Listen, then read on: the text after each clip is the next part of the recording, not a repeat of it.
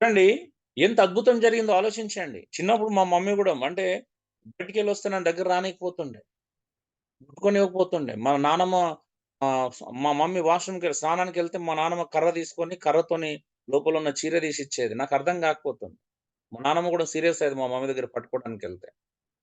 నాకది అర్థం కాకపోతుండే. నాకప్పుడే లాజికల్‌గా అడిగాను మా మమ్మీ డ్యాడీతో ఫైట్ చేశాను నేను. ఎందుకమ్మా?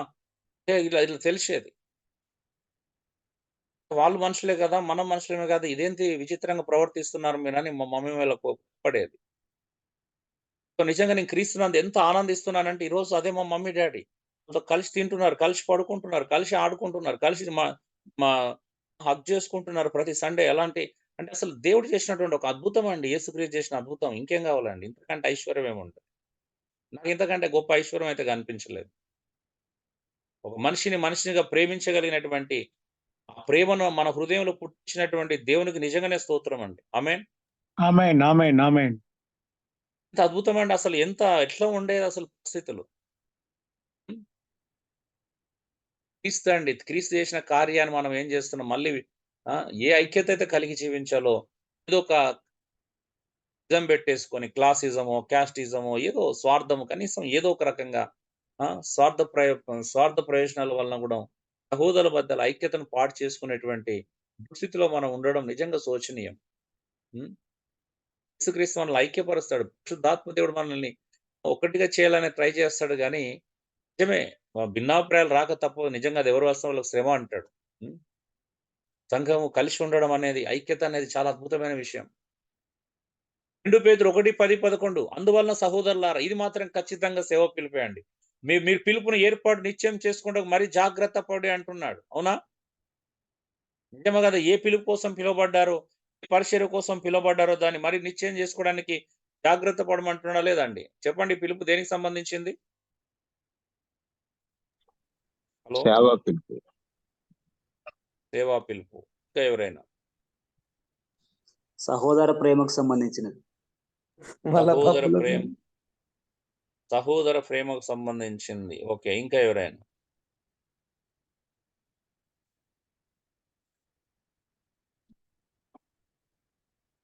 హలో! ఈ పిలుపుడును ఏర్పాటు నిశ్చయం జేసుకోండి. దేనికోసం పిలువబడ్డారో ఆ పిలుపుని ఏర్పాటు నిశ్చయం జేసుకోండి.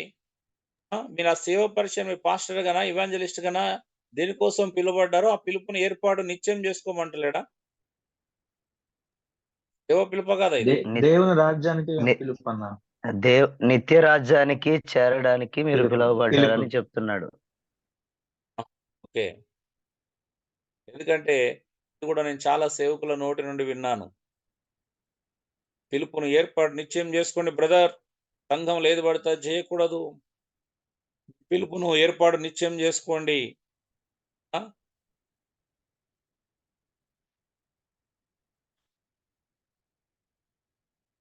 అని అంటుంటారు. వాస్తవానికి ఈ పిలుపు ఏంటిదో చూడాలంటే ఒక్కసారి మీరు పేతురు రాసినటువంటి పత్రిక, మొదటి పత్రిక, రెండవ పత్రిక ఒక్కసారి తెరవాల్సిందే తప్పదు.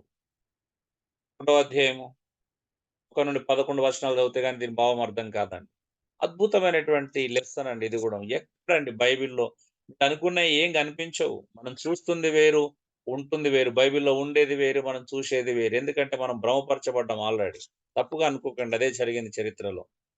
చూడండి యేసుక్రీస్తు దాసులను అపోస్తులైన సీమోను పేతురు మన దేవుని యొక్క రక్షకుడైన యేసుక్రీస్తు యొక్క నీతిని బట్టి కావలనే అమూల్యములైన విశ్వాసం పొందిన వారికి శుభమని చెప్పి వ్రాయినది. అపోస్తులు పొందినది అమూల్యమైన విశ్వాసం క్రీస్తుని విశ్వసించడానికి పొందినటువంటి ఏం అద్భుతం అండి. దీనికంటే శ్రేష్టమైనది లేదు. అలాగా మాలాగా మీరు ఎవరైతే విశ్వాసం ఉన్నారో వాళ్ళందరికీ శుభమని చెప్పి వ్రాస్తున్నాడు అంటే ఏంటిది? తన మహిమను బట్టి, గుణాతిశయములను బట్టి మనల్ని పిలిచిన వాని గూర్చిన దేవుడు ఎందుకు పిలిచాడు? దేన్ని బట్టి పిలిచాడంటే తన మహిమను బట్టి మనల్ని పిలిచాడు. తన గుణాతిశయములను బట్టి మనల్ని పిలిచాడంట. ఆ పిలిచిన వాణ్ణి గూర్చిన ఎవరైతే మనల్ని పిలిచాడో ఆ పిలిచిన వానిని గూర్చిన అనుభవ జ్ఞాన మూలముగానే మరి పిలిచిన వాని గురించిన అనుభవ జ్ఞానం ఈరోజు ఎవరి లోపల ఉందా అంటే నాకైతే కనిపిస్తలేదు. తప్పుగా అనుకోకండి. ఏదో కొత్త అడపదడప అక్కడక్కడ ఉందేమో గాని, ఎవరైతే మిమ్మల్ని పిలిచారో, పిలిచిన వానిని గూర్చిన అనుభవ జ్ఞానం మూలంగా ఏం దొరుకుతదంట తెలుసా? ఆయన దైవ శక్తి లభిస్తదంట. అనుభవపూర్వకంగా యేసు ప్రభువుని ఎరగని వాళ్ళకి దైవశక్తి అంటే తెలియదు. Divine power. ఈరోజు చాలా మంది పైకి భక్తి గల వారి వలె ఉన్నారు. కానీ దాని శక్తిని ఆశ్రయించలేకపోతున్నారు. చాలా మంది భక్తిపరులే బయటికి, కానీ దాని శక్తి కనిపిస్తలేదు. ఆ దైవ శక్తిని ఎవరి జీవితం లేదు. దైవశక్తి ఎలా వస్తదో తెలుసా అండి? అనుభవ జ్ఞాన మూలంగా వస్తదంట. అయితే ఆ దైవశక్తి దేనికి ఉపయోగపడుతుంది? ఈ భూమి మీదనంట జీవమునకు, భక్తికి నీకు కావలసిన వాటన్నిటిని మనకు దయచేస్తదంట. నువ్వు భూమి మీద నువ్వు జీవించాలి అంటే, జీవం కలిగి బ్రతకాలి అంటే, భక్తి చేయాలంటే నీకు కావాల్సిన దైవశక్తి కావాలా. డివైన్ పవర్ లేకుండా ఈ భూమి మీద నువ్వు భక్తిని చేయలేవు, జీవాన్ని కలిగి జీవించలేవు. లేదంటే నువ్వు ఇంకా శరీర సంబంధిగానే కొట్టుమిట్టాడుతావు. మరి ఆ దైవశక్తి రావాలంటే యేసుక్రీస్తుని గురించిన అనుభవ జ్ఞానంలోకి వెళ్ళాలనేది ఇక్కడ పేతురు మాట్లాడుతున్నాడు. ఇంకా ఏమంటున్నాడు చూడండి. దేవుని గూర్చినట్టియు మన ప్రభువైన యేసును గూర్చినట్టియునైనా అనుభవ జ్ఞానం వలన మీకు కృపయు సమాధానం విస్తరిస్తది. కృపా సమాధానం అందరి జీవితంలో ఎలా విస్తరించదంట? యేసుక్రీస్తును గురించినటువంటి అనుభవ జ్ఞానము, ప్రాక్టికల్ నాలెడ్జ్. ఈరోజు మనందరికీ చాలా హెడ్ నాలెడ్జ్ ఉండొచ్చు. బీటీహెచ్‌లు, ఎంటీహెచ్‌లు అక్కడ ఇక్కడ నేర్చుకుంటే హెడ్ నాలెడ్జ్ మాత్రమే పెరుగుతది. అనుభవ జ్ఞానంలోకి రాకపోతే ప్రయోజనం లేదు. అంటే ప్రాక్టికల్ నాలెడ్జ్‌లోకి రామంటున్నాడు. చెప్పండి, ఇప్పుడు మీ అందరికీ నేను ఈత ఎక్కడ ఎలా కొట్టాలని ఇక్కడ క్లాస్‌లో నేర్పించి, మంచి పీపీటీలేసి చూపించి తీసుకెళ్ళి నదిలో మిమ్మల్ని తోస్తే మీకు ఈత వస్తదా రాదా? హలో! రాదు, చచ్చిపోతాం. రాదన్న. అదే అన్న. ఈరోజు మీరందరూ బలహీన పడిపోవడానికి గల కారణం ఏంటి? ఒక సత్యాన్ని వింటే జీర్ణించుకోలేకపోవడానికి కారణం ఏంటి అంటే, క్రీస్తును గురించినటువంటి ఆ అనుభవ జ్ఞానం మన జీవితంలో లేదు. అందుకే మనం తొట్టిల్లుతున్నాం. అందుకే మనము కింద మీద పడుతున్నామంట. చూడండి ఇంకెన్ని విషయాలున్నాయి ఇక్కడ. కృప ఎవరికిస్తే? అనుభవ జ్ఞానం. ఇదే విషయాన్ని 1 తిమోతి 4వ అధ్యాయంలో పౌలు అంటాడు. అనుభవ జ్ఞానం రాదంట. దేవుని గురించిన అనుభవ జ్ఞానం రావాలంటే ఈ శరీరం సంబంధమైన సాధకాలు మాని, పెళ్లి చేసుకోవద్దు, ఆహారం తినొద్దు, ఈ ఆహారం తినొద్దు అని తప్పుడు బోధలు మాని, ఈ ముసలమ్మ ముచ్చట్లు విసర్జించి దైవభక్తి అంట సాధకం చేసుకోమన్నాడు. శరీర సంబంధమైన సాధకాల వల్ల అనుభవ జ్ఞానం రాదు. దైవభక్తికి విషయంలో సాధకం అక్కడే సందర్భం. దైవభక్తి సాధకం చేసుకోమంటున్నాడు చూడండి. కాబట్టి ఆ మహిమను, గుణాతిశయములను బట్టి ఆయన మనకు అమూల్యములను అత్యధికములైన వాగ్దానములు అనుగ్రహించి ఉన్నాడు. ఏ మహిమాతిశయములను బట్టి, ఏ గుణాతిశయములను బట్టి దేవుడు మనల్ని పిలిచాడో అదే గుణాతిశయములను బట్టి ఏం చేశాడంట? మనకు అమూల్యమైనటువంటి, ఎంతో విలువైన, ప్రశస్తమైనటువంటి, అత్యధికములైన వాగ్దానాలను అనుగ్రహించి ఉన్నాడు. ఎందుకంట? ఈ వాగ్దానం మూలంగానంట దురాశను అనుసరించుట వలన లోకమందున్న భ్రష్టత్వమును ఈ వాగ్దాన మూలముగా మీరు తప్పించుకొని దేవ స్వభావమునందు పాలివారగునట్లు వాటిని అనుగ్రహించెను. దేవుడిచ్చిన వాగ్దానాలు ఈ భూమి మీద ఆస్తులు, ఐశ్వర్యాలు అనుభవించడానికి కాదు. ఈ లోకములో కలిగే మన దురాశలు ఏవైతే ఉన్నాయో ఆ దురాశల మూలంగా కలిగే భ్రష్టత్వాన్ని తప్పించుకోయి దేవుని యొక్క స్వభావంలోకి మార్పు చెందుటానికంట, ఆ దేవ స్వభావంలో పాలువారం అవడానికి అనుగ్రహింపజేశాడు. మనం వాగ్దానాలను పట్టుకొని ఇక్కడిక్కడే వేలాడుతూ ప్రతి 31st నైట్, జనవరి 1 లేనిపోని వాగ్దానాలు తీసుకొని ఇక్కడే భూమి మీద టచ్ ఆడుతూ ఈ భూ సంబంధమైన వ్యక్తులుగానే జీవిస్తున్నామనంటే ఎంత సిగ్గుచేటండి. అది దేవుని స్వభావంలో పాలువారు అవటానికి ఇవ్వబడి, ఈ లోకంలో ఉన్నటువంటి ఆ దురాశ, చెడ్డాశలు చావలే మనకి. అది కావాలి, ఇది కావాలని ఆశలను వాళ్ళకి కలిగే భ్రష్టత్వము, దురాశ వాళ్ళకి కలిగేది భ్రష్టత్వమే కదా. యాకోబు పత్రిక 1:14 ప్రకారం దురాశ అనేది చాలా చెడ్డది అది. ఎందుకంటే దేవుని నుండి అది పుట్టదు. ఆ వచనంలో చూడండి ఎంత జ్యోతిర్మయుడు తండ్రి దగ్గర నుండి ప్రతి మంచి ఈవులు వస్తాయి, కానీ దురాశలు ఎందుకు వస్తాయండి? దురాశలు దేవుడు పుట్టిస్తాడా మన హృదయంలో? మంచి ఈవులని తండ్రి అయిన దేవుడు, జ్యోతిర్మయుడు, వెలుగుమయమైనటువంటి వాడు దురాశలు ఎందుకు పుట్టిస్తాడు? ఆలోచించండి. ఈ రోజు మన లోపల దురాశలు ఎందుకు కలుగుతున్నాయి? అందుకని ఆ హేతువు చేతనే మీ మట్టుకు మీరు పూర్ణ జాగ్రత్త గల వారిగా ఉండాలా. ఎవరికి వారు సంపూర్ణ జాగ్రత్త వహించాలి. ఏ విషయంలో? మీ రక్షణ విషయంలో అంటున్నాడు చూడండి. ఎలాగా? ఫస్ట్ మీ విశ్వాసమునందు సద్గుణం అమర్చుకోండి. యేసుప్రభువును విశ్వాసించడం అంటే సరిపోదు. మంచి గుణాన్ని, మంచి సద్గుణాన్ని, నైతిక గుణాన్ని అలవరుచుకోవాలంట. విశ్వాసం ఉంటే సరిపోదు. ఆ సద్గుణం నందంటే జ్ఞానం ఉండాలా. దైవికమైన జ్ఞానాన్ని పెంపొందింప చేసుకోవాలి. ఎందుకంటే మన ప్రేమనంట సకల విధములైనటువంటి జ్ఞానముతో కూడిన, తెలివితో కూడినదై ఉండాలా. ఎక్కడ ఎవరికి ఎలా సహాయం చేస్తున్నా ఇష్టానుసారంగా చేయడానికి లేదు. అంటే ఆ జ్ఞానాన్ని మనము దైవిక జ్ఞానంలో ఎదుగుతూ మంచితనాన్ని ప్రదర్శించాలంటున్నది. ఆ జ్ఞానం అందు ఏముండాలంట? ఆశా నిగ్రహం ఉండాలా, సెల్ఫ్ కంట్రోల్ ఉండాలా, మన ఆశల పట్ల మనకు కంట్రోల్ ఉండాలా. ఆ! ఆత్మఫలంలో చూస్తాం. సెల్ఫ్ కంట్రోల్ అనేది ఆత్మఫలంలో పరిశుద్ధాత్మ దేవుడిచ్చే ఒక అద్భుతమైనటువంటి ఫలం అది. మన కోరికలను, మన ఆశలను అదుపులో పెట్టుకోగలిగింది ఆశా నిగ్రహం. మరి జ్ఞానం ఉంటే సరిపోదు. ఆశా నిగ్రహాన్ని కూడా కలిగి ఉండాలా. అంత మాత్రమే కాదు. ఆశా నిగ్రహం అనేది ఏముండాలంటే సహనం ఉండాలి, ఓపిక. క్రీస్తు కొరకొచ్చే శ్రమలు ఏవైనా తట్టుకోగలిగినటువంటి రక్షణ కొరకు సువార్త వల్ల కలిగే శ్రమలు తట్టుకునేటువంటి సహనం కావాలా. హ్మ్. సహనమందు భక్తి ఉండాలా. దేవుడంటే శ్రద్ధ చూపించేటువంటి ఆ శ్రద్ధ ఉండాలి. భయం అనేది ఆ భక్తిని ప్రదర్శించాలి దేవుని యెడల. భక్తి అందు ఏముండాలంటే సహోదర ప్రేమ ఉండాలా. భక్తి ఉంటే నేను భక్తిమంతుడని అంటే సరిపోదు. దానిలో సహోదరుల పట్ల ప్రేమను ప్రదర్శించగలగాలి. అయితే ఆ సహోదర ప్రేమ యందు దయను అమర్చుకొనుడు అంటాడు.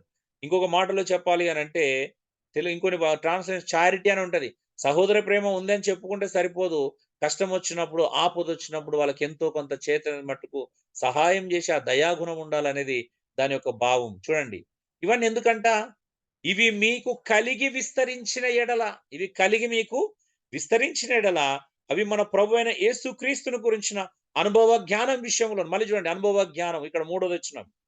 ఎవరైతే వీళ్ళు ప్రాక్టీస్ చేస్తారో విశ్వాసమందు సద్గుణము, సద్గుణమందు జ్ఞానము, జ్ఞానమునందు ఆశా నిగ్రహం, ఆశా నిగ్రహం సహనము, సహనమందు భక్తి, భక్తి యందు సహోదర ప్రేమ, సహోదర ప్రేమయందు దయను కలిగి ఎవరైతే వీటిని విస్తరించుకొని యేసుక్రీస్తుని గురించి అనుభవ జ్ఞానములో ఉంటారో, ఎవరైతే ప్రాక్టీస్ చేస్తారో, ఎవరైతే ఆచరిస్తారో, ఎవరైతే వీటిని అనుసరిస్తారో వారంట సోమరులుగా నిష్ఫలులను కాకుండా చేస్తే అంట. ఈరోజు ఆధ్యాత్మిక సోమరితనం ఎందుకొచ్చిందో ఆలోచించండి. మన లోపల చాలా మందికి ఆధ్యాత్మిక సోమరితనం ఉంది. 7 గుణాల్లో మనం ఎదుగుతున్నామా? ఆలోచించండి. అందుకే అంటాడు. ఇవి ఎవనికి లేకపోవునో వాడు తన పూర్వ పాపములకు శుద్ధి కలిగిన సంగతి మరిచిపోయి గుడ్డివాడును, దూరదృష్టి లేనివాడవుతాడు. నీ రక్షణ దినం జ్ఞాపకం చేసుకో. ఏ రోజైతే నువ్వు రక్షించబడ్డావో, ఆ రక్షణ సమయంలో నీకు కలిగిన శుద్ధిని మర్చిపోయినట్టే. ఆ! ఏ పాపాన్నైతే నువ్వు ఒప్పుకొని ఇక్కడికొచ్చావో అది మర్చిపోయినవు. అందుకే నువ్వు గుడ్డివాడవంటున్నాడు. నువ్వు రక్షించబడిన దినాన్ని మర్చిపోయి పూర్వ పాపములు కలిగిన శుద్ధిని మర్చిపోయావు. నువ్వు గుడ్డివాడవు, దూరదృష్టి లేదు నీకు. ముందు చూపు లేదు. అంటే క్రీస్తు రాకడ గురించిన ఎదురు చూపు లేదు. నిరీక్షణ లేదు. మరి వీళ్ళందరూ గుడ్డివాళ్ళే. నేను చెప్పట్లేదండి. ఇది చాలా పవర్‌ఫుల్ వర్షన్. అసలు ఎంత అద్భుతమైన లేఖన భాగం. అందువలన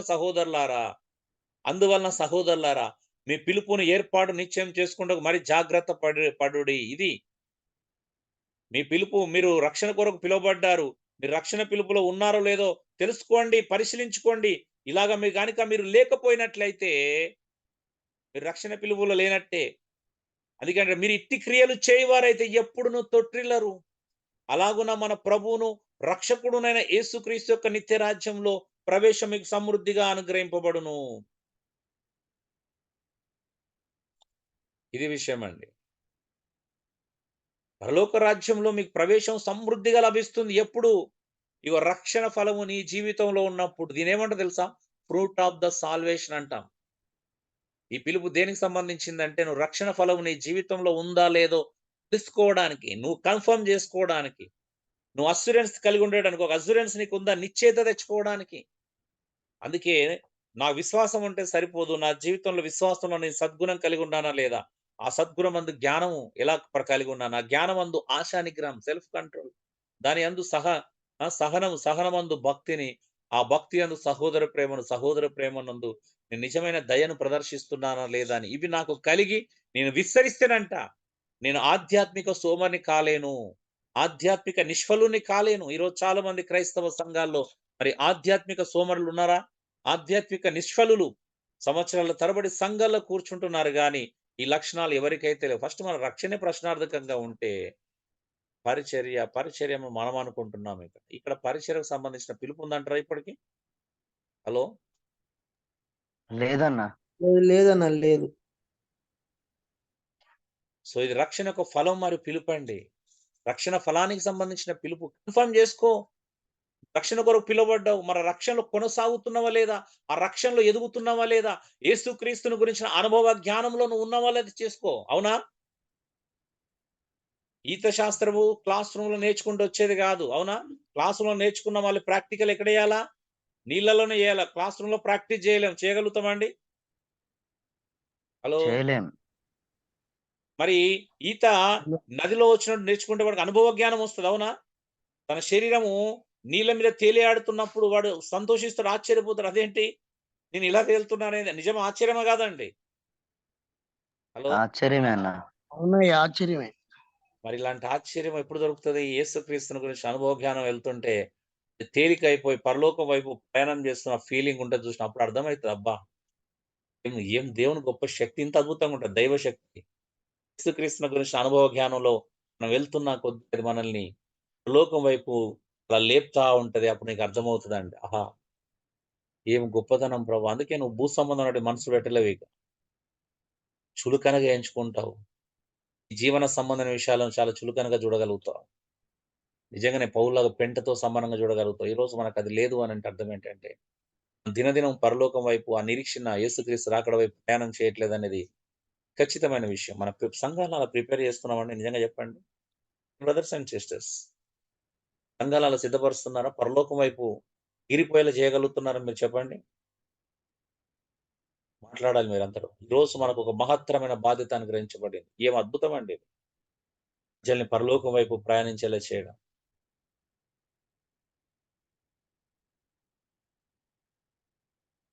దీన్ని గూడా మనం ఆ సేవా పిలుపు వాడుకోను, సువార్తకును, పౌరుకును తెలుసుకో ఏది పడితే అది చేయకు పరిచర్య అంట. ఫస్ట్ ఇక్కడ రక్షణ గురించి బైబిలంతా తెలుసా అండి మీకు? రోమపత్రిక నుంచి చివరి గ్రంథాల్లో చూపించబడింది. రక్షణ అండి. అన్నిటికంటే ముఖ్యమైనది ఏంటి? సాల్వేషన్. పరిచర్యలు కూడా దానికి సంబంధించినయి. అవునా? సేవ కూడా దేనికి సంబంధించిందండి? ఒక వ్యక్తిని రక్షణకు క్రీస్తుకు దగ్గర సంబంధించింది. చేయడం కదా! రక్షణకు సంబంధించిందే గదా! ఒక వ్యక్తిని క్రీస్తుకు దగ్గర చేయడం, క్రీస్తుని వెంబడించేలా చేయడం. అదే జరగకపోతే నీ రక్షణ ప్రశ్నార్థకమే గదండీ! నిజమా? Yes, yes.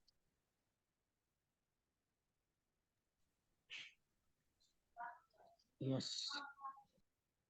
ఏం మాట్లాడాలి? ఇంతకంటే గొప్ప విషయాలు చాలా ఉన్నాయి. ఇంకా మత్తయి 22:14 బాగా పిలువబడిన వారు అనేకులు మరి ఏర్పరచబడిన వారు కొందరే అని చెప్పాను. చెప్పండి ఈ పిలుపు దేనికి సంబంధించింది? ఇది కూడా సేవ అని చెప్పుకుంటూ వచ్చారు మాకు. ఇంత టూ మచ్ అండి పిలువబడిన వారు అనేకులు. ఏర్పరచబడిన వారు కొందరే. ఆ లేఖనాలు చెప్తాయండి. రక్షణ పిలుపుల గురించి మాట్లాడారు కదా యేసుప్రభు. ఆ!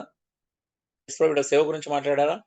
బయటికెళ్ళి సువార్తను ప్రకటించి మారుమనసు గురించి ప్రకటించినప్పుడు అందరూ పిలువబడిన అనేకులు ఉన్నారు గానీ అందులోకెళ్ళి కొద్దిమంది ఏర్పరచబడతారని చెప్తున్నాడా? అవునా? ఏ ఉదాహరణ మాట్లాడాడు యేసుప్రభు? మాట్లాడండి దయచేసి. రక్షణకేనా? ఇక్కడ కూడా సేవకు సంబంధించిన సందర్భం ఏమన్నా ఉందా? రక్షణకేనండి. ఆలోచించండి. ఇప్పుడు అవన్నీ చదవడానికుంటూ పోతా ఉంటే ప్రతి లేఖనం అండి ఏ సందర్భంలో చెప్పబడిందో ఆ! ఒక్కసారి ఆలోచించండి. ఆ! ఏంటండి ఇంత అద్భుతాన్ని ఎలా అది చేసినాం చెప్పండి? హ్మ్. ఓ పెళ్లి బంధు గురించి మాట్లాడుతున్నాము. యేసుప్రభు ఏం మాట్లాడుతున్నాడసలు? హ్మ్. యేసు వారికి ఉత్తరం ఇచ్చి తిరిగి ఉపమాన రీతిగా ఇట్లా పరలోక రాజ్యం తన కుమారునికి పెండ్లి విందు చేసిన ఒక రాజును పోలి ఉన్నది. ఆ పెళ్లి విందులో పిలువబడిన వాడని రప్పించుటకు అతడు తన దాసులను పంపినప్పుడు వారు రానోలేకపోయిరంట. అతడు ఇదిగో నా విందు సిద్ధపరిచిన ఎద్దులను, క్రొవ్విన పశువులను వధింపబడినవి అంతయు సిద్ధముగా ఉన్నది. ఆ! అంత సిద్ధంగా ఉంది. పెళ్లి విందుకు రండని పిలువబడిన వారితో చెప్పుడని వేరే దాసులను పంపెను గాని, లక్ష్యము చేయక ఒకడు తన పొలమునకు మరి ఒకడు తన వర్తకున వెళ్ళిరంట. తక్కినవారు అతని దాసులను పట్టుకొని అవమానపరిచి చంపిరంట పిలిచినోళ్ళని. కాబట్టి రాజు కోపడి తన దండ్లను పంపి నరహంతలను సంహరించి వారి పట్టణంలో తగలబెట్టించాను. అప్పుడు అతడు పెళ్లి విందు సిద్ధంగా ఉన్నది గాని పిలువబడిన వారు పాత్రులు కారు గనుక రాజ్యంలోకి పోయి కనబడి వారందరిని పెళ్లి విందుకు పిలువడని తన దాసులతో చెప్పాను. ఆ దాసులు రాజమార్గంలో పోయి చెడ్డవారినేమి మంచి వారినేమి తమ కనబడిన వారందరిని పోగు చేసిరి గనుక విందునకు వచ్చిన వారితో పెళ్లి శాల నిండెను. హ్మ్. చూడండి ఇదంతా దేనికి సంబంధించి మాట్లాడుతున్నారండి? ఇక్కడెక్కడ సేవకు సంబంధించింది ఉందా అండి? మాట్లాడాలి. ప్యాసేజ్ అదండి ఎక్కడ కూడా లేదన్న. సేవకు సంబంధించి లేదన్న. దొరకనే దొరకదు మీకు. రక్షణ ఇంత అద్భుతమైన వచనాలను, ఇంత అద్భుతమైన వచనాలండి. ఒక్క వచనం కాదు. చాప్టర్‌లు మాట్లాడుతున్నాయి ఇవి. ఒక్క వచనం మీద మీకు ఆధారపడి ఏ సత్యం మీకు వివరించట్లేదు. రీజెంట్ కళాశాలలో అన్వయ ధర్మశాస్త్ర ఆచార్యుడైన ఆర్ పాల్ స్టీవెన్సన్ ఇట్లు రాశాను. 16 మరియు 15వ శతాబ్దంలో ప్యూరిటన్లు అని పిలువబడిన క్రైస్తవులు కఠోర నైతికవాదులు అన్నట్టు. అంటే ఇక పెళ్లి చేసుకోవద్దు, తెల్ల బట్టలు వేసుకోవాలి, నాన్ వెజ్ తినకూడదు, వెజిటేరియన్ తినాలి, ఇలాగ ప్యూరిటన్స్ అంటారు వీళ్ళని. అంటే కఠోర నైతికవాదులు అన్నట్టు. వీళ్ళ నియమాలు పెట్టుకుంటారు. వీళ్ళు ఏం చేశారంటే సాధారణ పిలుపునకు అనగా మనం క్రైస్తవుల ఒకటకు సార్థకంగా పిలువబడిన పిలుపునకు మరి ప్రత్యేకమైన పిలుపునకు సేవా పిలుపున మధ్య వ్యత్యాసం మొదటిసారిగా వారే చూపారండి.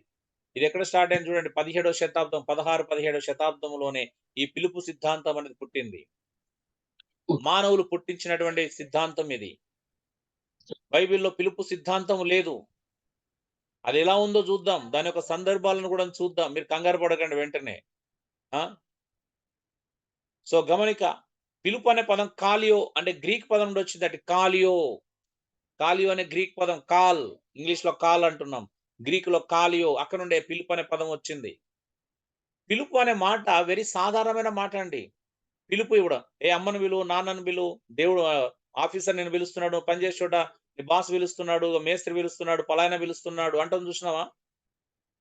అర్థమవుతుందంట. పిలుపు అనేది ఎంత సహజమైన మాటనో చూడండి. అయితే ఇది క్రైస్తవులకు మాత్రం ఒక రక్షణ సందర్భంలో వాడబడినటువంటి అద్భుతమైన పిలుపు. ఇది క్రొత్త నిబంధనలో దాదాపుగా 146 సార్లు ఉందండి. పిలుపు అనే పదం కొత్త నిబంధనలో 146 సార్లు మీకు కనిపిస్తుంది. అయితే గ్రహించండి. ఈ పిలుపు అనే పదం దాదాపుగా రక్షణ అనే సందర్భంలోనే వాడబడింది. 146 సార్లలో 99% రక్షణ అనే సందర్భంలోనే వాడబడింది. ఒక్క పర్సెంట్ మాత్రమే అది ప్రశ్నార్థకంగా. అంటే మీకు చూపిస్తాను అది గూడా. ఆ లేఖనాలు గూడా మీకు చూపిస్తాను. తొందరపడకండి. తొందరపడి ఒక అంచనాకు రాకండి. పిలుపు అనే పదము 146 సార్లలో 140 పైన 140 సార్లు పైగా అది రక్షణ అనే సందర్భంలోనే వాడబడింది. వాస్తవానికి 6 సార్లు గూడా మిగతా సమయం గూడా రక్షణ సందర్భంలో వాడబడింది గానీ, అందులో కొంచెం తేడా ఉంది. అది గమనించుదాం. చూడండి క్రొత్త నిబంధనలో పిలుపు. ఓకే. టైం అయిపోయింది కదా! 7:57. పరిచర్యకు ప్రత్యేకమైన పిలుపా? లేక ప్రత్యేక పరిచర్యకు పిలుపా అనేది మనం రేపు చూద్దాం. ఎందుకంటే ఇది కొత్త లెసన్ స్టార్ట్ అయింది. కొత్త నిబంధనలో పిలుపు. డియర్ బ్రదర్స్ అండ్ సిస్టర్స్, మనకు అందుకే ఉన్నతమైన పిలుపు అని మనకు చెప్పబడింది. మన ఉన్నతమైన పిలుపు అండి. అన్నిటికంటే ముఖ్యమైన పిలుపు రక్షణ పిలుపు. క్రైస్తవులు గ్రహించాల్సినటువంటి ఒక ప్రధానమైన విషయం ఉంది. రక్షణ పిలుపులోనే మన సేవా పిలుపు కూడా దాగి ఉందండి. చాలా మంది రక్షణ పిలుపు వేరే, సేవా పిలుపు వేరే అని అనుకుంటున్నారు. ప్రతి క్రైస్తవుడు రక్షించబడినప్పుడే అతనికి సేవ చేసే సేవా పిలుపు కూడా అందులోనే మిళితమైంది. దానికి తగిన లేఖనాధారాలు మీకు చాలా చూపిస్తాను రేపటి దినంలో. మీకు అర్థమవుతది. అయితే ఆ సేవా పిలుపులో ఏంటి అంటే ఒకే ఒక ప్రాబ్లమ్. అంటే ఏంటి తెలుసా? ప్రత్యేకమైన సేవకు పిలుపు అనేది ఉండదు. నువ్వు దేనికోసం ప్రత్యేకించబడినవో ఆ ప్రత్యేకమైన పిలుపు మాత్రమే ఉంటుంది. ప్రత్యేకమైన పిలుపు అంటే అర్థం ఏంటి అంటే, నువ్వు రక్షించబడినప్పుడే నీకు సేవా పిలుపు, రక్షణ పిలుపులోనే దాగి ఉంది. అయితే నువ్వు రక్షించబడిన తర్వాత ఆధ్యాత్మికంగా వర్ధిల్లుతున్నప్పుడు, నీకు పాస్టర్‌గా పిలువబడ్డావా? ఎవాంజలిస్ట్‌గా పిలువబడ్డావా? ఒక అపోస్తులుగా పిలువబడ్డావా? ఒక ప్రవక్తగా పిలువబడ్డావా? లేపోతే మరొక సువార్థికునిగా పిలువబడ్డావా? ఇవే గాకుండా నువ్వు మరొక ఒక పరిచారకునిగా పిలువబడ్డావా? లేకపోతే ఆహ్, కరుణించేవాడుగా పిలువబడ్డావా? హెచ్చరించేవాడుగా పిలువబడ్డావా? ఇగో ఈ పిలుపును మాత్రమే మీరు నిశ్చయం జేసుకోవాలి. ఇగో ఇది ప్రాబ్లమ్ మనకి. నీకు అప్పగించబడిన పనేంటిదని తెలుసుకోవడమే పిలుపులో ఉన్నటువంటి ముఖ్య ఉద్దేశ్యం. పిలుపనగానే ఏదో కాదండి. మీ అందరికి సేవా పిలుపుంది. యేసు ప్రభువుని విశ్వసించిన ప్రతి ఒక్కరికి సేవా పిలుపుంది. అందుకే మనందరిని యాజకులని మొదటి పేతురు 2:9 చెప్తుంది. ఆయన గుణార్చనలను ప్రచురించడము, సువార్తను ప్రకటించడము, పరిచర్య చేసేటువంటి బాధ్యత ప్రతి క్రైస్తవ విశ్వాసికి అనుగ్రహించబడింది. అయితే ఇక్కడ ఒక చిన్న లైన్ ఒకటే తేడా. అదేంటి అనంటే నీకు కొన్నిసార్లు అందులో ప్రత్యేకమైనటువంటి పరిచర్య భారం అప్పగించబడుతుంది. నాకెలాగైతే ఈరోజు ఒక పరిచర్య భారం అప్పగించబడిందో, అలాగే మీలో కొంతమందికి కొన్ని ప్రత్యేకమైన పరిచర్య భారాలు అప్పగించబడొచ్చు. ఆ పరిచర్య భారాన్ని నువ్వు తెలుసుకున్న రోజు, నువ్వు ఆ పరిచర్యను నమ్మకంగా చేయగలుగుతావు. యెస్, నా పని ఇది అని నీకు అర్థం కావాలి. సువార్త ప్రకటించడమా, సంఘాన్ని నడిపించడమా, బోధించడమా, ఆహ్, ప్రవక్తగా ఒక హెచ్చరించడమా, లేకపోతే అపోస్తులుగా ఉండి సంఘాలకి సత్యమైన పునాదిని అందించడమా, ఏదో నీకు ఒక రోజు తెలుస్తది. నువ్వు హెచ్చరించడమా, బుద్ధి చెప్పడమా, లేకపోతే కరుణించడమా, ఉపచారం చేయడమా. ఎందుకంటే ఒక్కొక్కడు కృపావరం పొందిన కొలది ఆ ఉపచారం ఎవరు చేయాలి? ఎందుకు చేయాలి? అది అండి. కాబట్టి మీకు ఏదైతే ఉందో దాన్ని నువ్వు కనిపెట్టాలా. లేకపోతే నువ్వు పరిచర్య అంటే అన్ని పరిచర్యలకు పాస్టర్ పరిచర్యనే కామన్ అన్నట్టుగా వచ్చేస్తే రాంగ్ అయితది. ఇదే కదా మనం నేర్చుకున్న పెద్ద ప్రాబ్లమ్ ఏంటి అంటే మన దగ్గర జరిగిన పెద్ద పొరపాటు. అనగానే కేవలం పాస్టర్‌గానే పిలుస్తాడా దేవుడు? ఎవాంజలిస్ట్‌గా పిలవడా అండి? ఒక అపోస్తలుగా పిలవడా? సువార్త నిమిత్తం పౌలును పిలిచినట్టు ప్రత్యేకించబడినటువంటి వ్యక్తిగా పిలవడా? ఒక బోధకునిగా పిలవడా అనుకుంటున్నారా? కేవలం పరిచర్య అనగానే పాస్టర్ అనే పిలుపు ఎందుకు అర్థం చేసుకున్నారు? పిలుపు అంటేనే పాస్టర్‌కేనా? మిగతా పరిచర్యలకు ఉండవనుకుంటున్నారా? అది మీరు ఆలోచించండి. ఏమంటారు? హలో! Yes, మాట yes. అండి. ఓకే అన్న. మాట పిలుపు అనేది కేవలం పాస్టర్ పరిచర్యకే ఉంటుందా? మిగతా పిలుపులు ఉండవా? అనేది మీరు క్లారిటీ ఉందా ఈరోజు? అందరు పాస్టర్‌లు ఎందుకైతున్నారు? పిలుపు పాస్టర్ కాకపోతే నీ పరిస్థితి ఏంటి? నీ పిలుపు ఎవాంజలిస్ట్ అయిందనుకో నువ్వు పాస్టర్ అయితే ప్రయోజనం ఏంటి? సంఘానికి నువ్వు నష్టం కలిగిస్తావా? లాభం చేకూరుస్తారా చెప్పండి? హలో! నాకు ఇవ్వబడిన దాన్ని నేను తీసుకోవచ్చా? లేదు. తీసుకోకూడదు.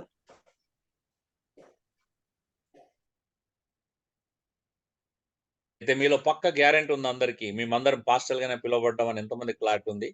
మనం తేల్చుకుందాం. తప్పుగా అనుకోవద్దు. ఓకే. దేవుని నామానికి మహిమ కలుగును గాక. దేవుని యేసుక్రీస్తు అంటే నామములో మీ ఇక్కడ ఒక అందరికీ ఇబ్బంది శుభం. ఉందన్న. హ్మ్. అన్న ఇక్కడ ఒక ఛాలెంజ్ ఏంటంటే బికాజ్ ఏంటంటే అంటే మీరు అన్నట్లు 146 టైమ్స్ ఎక్కడైతే ఉందో దానికన్నా మేము 146 సార్లు ఇతర పాస్టర్ల టెస్టిమోనీస్ విన్నాం కాబట్టి అది ఎక్కువ ఇంపాక్ట్ ఉంది మాకు. మాకు బైబిల్‌తో ఎక్కువ సంబంధం ఉండదు చాలా సార్లు. ఎందుకంటే మేము విన్న టెస్టిమోనీస్ గాని, విన్న పరిచర్య గురించి ఏ పాస్టర్ ఏ వ్యక్తి అంటే ఏ దేశం వెళ్ళినా, ఎక్కడికి వెళ్ళినా గాని వినే ఒక టెస్టిమోనీసే మాకు ఎక్కువ ఇంపాక్ట్ ఉన్నాయి. రాదర్ హ్మ్. దాన్ బైబిల్. అందుకు మేము అది కొంచెం ఇబ్బంది. ఎందుకంటే ఇప్పుడు ఏ గొప్ప సేవకుడు చేసినా గాని దేవుడు నాకు దర్శనం ఇచ్చాడు, పిలిచాడు అనే దాన్ని బట్టి వాక్యం చూపించినా మేబీ అంగీకరించే స్వభావం నేను కోల్పోతున్నానేమో. మీరు చెప్పింది నాకు కోపం వస్తుంది అట్లంటే. ఎందుకంటే నేను చాలా మంది పెద్ద హ్మ్. పెద్ద సేవకులు విన్నా నేను. హ్మ్. వాళ్ళు చేసిన సేవ కూడా కనబడుతుంది గానీ మీరు ఇప్పుడు వచ్చి 146 టైమ్స్ సేవా పిలుపు అంటే మాత్రం మరి రేపు అడుగుతా మరి ఏంటనేది. ఖచ్చితంగా. రేపు రేపు చూద్దాం. Thank you. ఒకరు ప్రార్థించండి దయచేసి. Over to you Jacob.